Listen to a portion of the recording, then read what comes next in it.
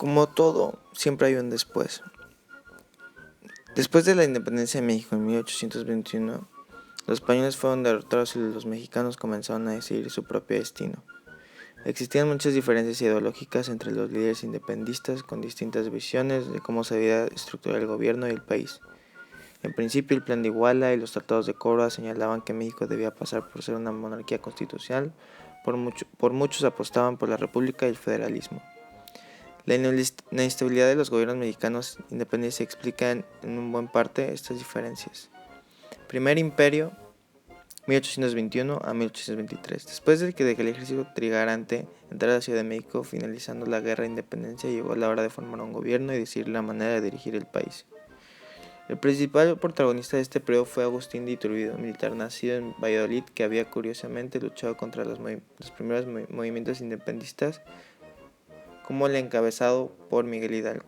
Sin embargo, Iturbide varió totalmente su posición después de ser destinado a combatir contra las tropas de Vicente Guerrero, militar a las órdenes del virreinato, y el líder independentista llegaron a un acuerdo para unir sus fuerzas en el pos del autogobierno.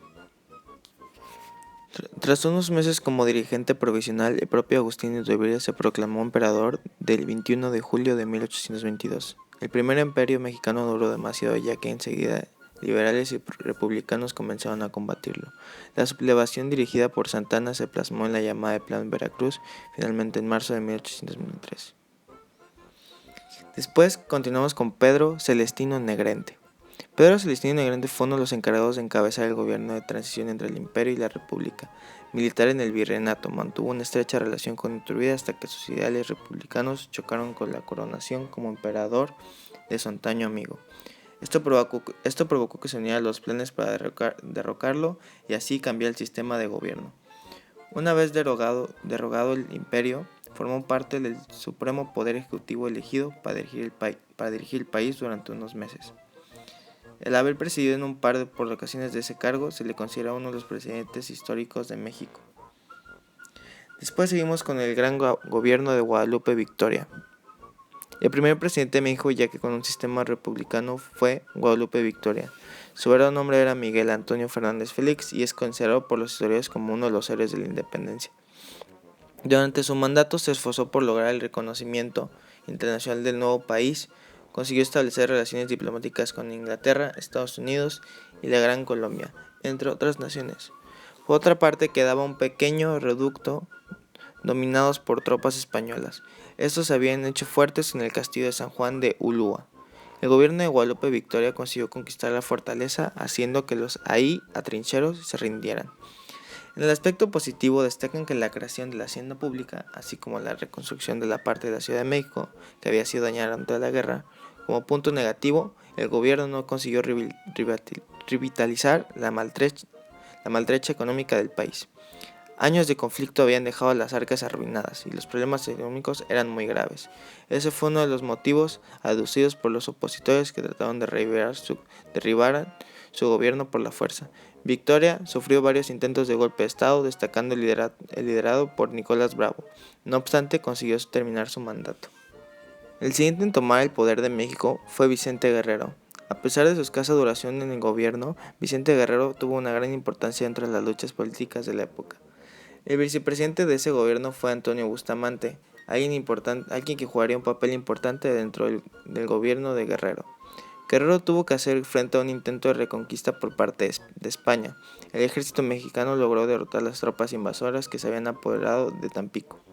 Su presidencia estuvo muy enfocada en los aspectos sociales. Así, entre las leyes promulgadas se encontraba la abolición de la esclavitud, recuperando la normativa redactada años antes por Miguel Hidalgo. A pesar de ese labor legislativo, Guerrero se vio muy limitado por la bancarrota que encontró al llegar al poder. Intentó desarrollar la industria, pero no pudo hacerlo al no tener dinero para ello. A pesar de los problemas económicos, la oposición conservadora fue muy dura, empezando por la del propio vicepresidente Bustamante, apoyado por la Iglesia y la clase acomodada.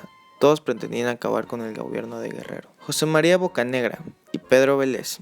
Los opositores al gobierno de Guerrero acabaron protagonizando un levantamiento armado liderado por Bustamante el 17 de diciembre de 1829. Comenzó la insurrección y el presidente pidió permiso al Congreso para dejar el cargo temporalmente y asumir el mando del ejército para combatir la rebelión. José María Bocanegra fue nombrado entonces presidente sustituto, asumiendo el cargo. Su periodo presidencial no fue muy corto, solo 7 días. El 22 de ese mes, la guarnición de la Ciudad de México se unió a la rebelión y tomaron el Palacio Nacional. Bocanegra no tuvo otra opción que rendirse. Tras esto, el Consejo de Gobierno llamó a Pedro Vélez, entonces presidente de la Suprema Corte de Justicia, para que se pusiera al frente del gobierno mexicano y se encargara de dirigir la nación durante este momento de tensión. Por último, tenemos a Anastasio Bustamante. Este primer periodo presidencial de Bustamante se caracterizó por la represión contra los liberales, incluso mediante la violencia. Lo apodó brutalmente debido a su manera de tratar a los opositores.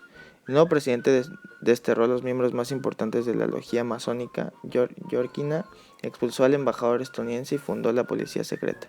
Por otra parte, consiguió el apoyo de la iglesia, así como el resto de los sectores conservadores. Cuando Guerrero asesinado por orden de Bustamante, los liberales pasaron a la acción. Se sucedieron las protestas y alzamientos en contra del presidente. Finalmente, Bustamante se vio obligado a firmar un acuerdo con Gómez Pedraza y Santana y dejar el poder. Pasamos a la época contemporánea y moderna. Guerras con Estados Unidos y Francia. Algo destacado de este periodo fueron los intentos de los españoles de reconquistar a México, pero como bien imaginas fracasaron. También hubo 2 intervenciones a mano de los franceses que reclamaban pagos a los mexicanos: la Guerra de los Pasteles y la Guerra de 1862 y 1867, tras la que Benito Juárez decidió de pagar la deuda externa y claro, a los franceses no les pareció muy bien. Y como no podemos olvidar la guerra contra Estados Unidos, donde México perdió cerca del 50% de sus territorios. Como no podemos olvidar, aquí fue donde perdimos territorios donde ahorita es Texas y California.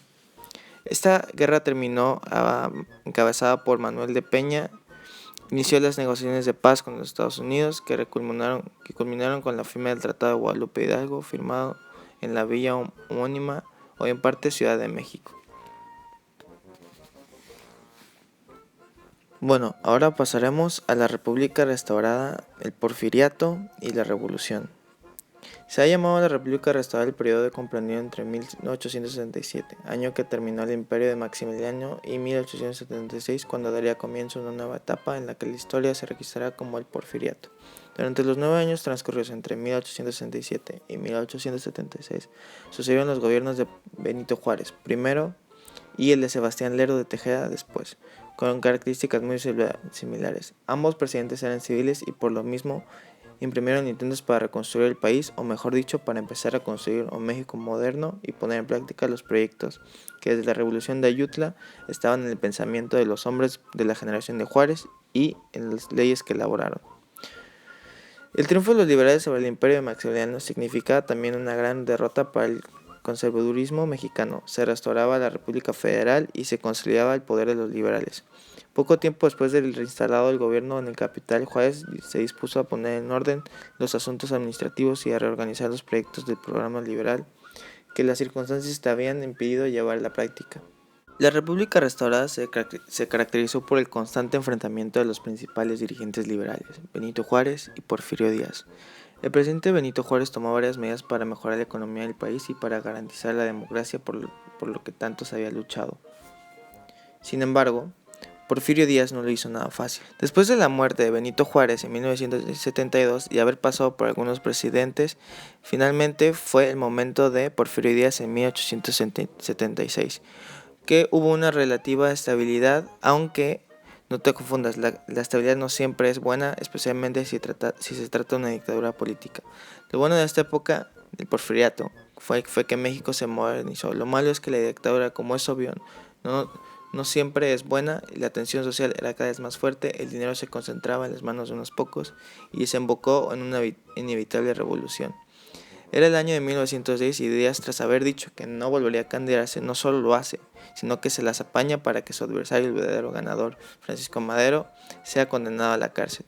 Madero llamó a la rebelión, conocido como el Plan de San Luis de Potosí, y fue apoyado por líderes como Emiliano Zapata y Pancho Villa. Díaz tuvo que huir. ¿Qué pasó después? Madero estuvo al poder de unos años, pero en 1913 fue asesinado. El mando ahora era de Victoriano Huerta, pero ya en 1915 Venustiano Carranza lo sustituyó y en 1917 se promulga la Constitución de México. En pocos años de todos estos líderes de la revolución mueren, y por no casos naturales los hombres de Carranza asesinan a Emiliano Zapata, y los de Álvaro Obregón matan a Carranza. Pancho Villa también sufre la misma muerte. Y así termina la historia de México.